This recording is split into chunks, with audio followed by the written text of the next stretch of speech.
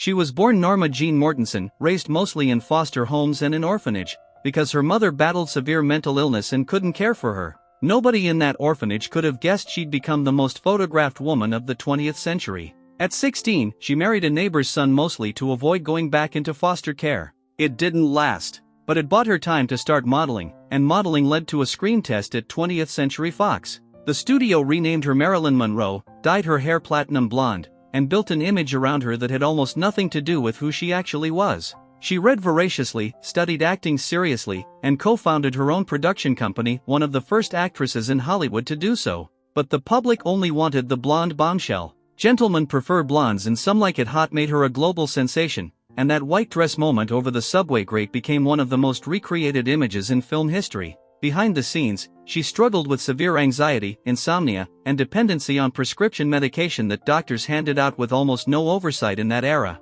She married baseball legend Joe DiMaggio, then playwright Arthur Miller, searching for a stability Hollywood never gave her. In 1962, she was found dead in her home at just 36 years old. The official cause was a probable overdose, though conspiracy theories about her death still circulate to this day, given her rumored ties to the Kennedy family. Her death was so sudden that the press had already printed stories celebrating her career revival before the funeral even happened. Thousands of fans lined the streets outside her funeral, many of them people who had never met her but felt like they'd lost someone close. Joe DiMaggio, her second husband, arranged for fresh roses to be delivered to her crypt every week for the next 20 years, never once speaking publicly about why. Here's the part most people miss: Marilyn Monroe fought harder than almost anyone in her era for creative control and fair pay for actresses, at a time when the studio system treated women as disposable products. She's remembered as a symbol of glamour. But she was also one of Hollywood's first real fighters for artistic ownership, decades before it became a normal thing to demand.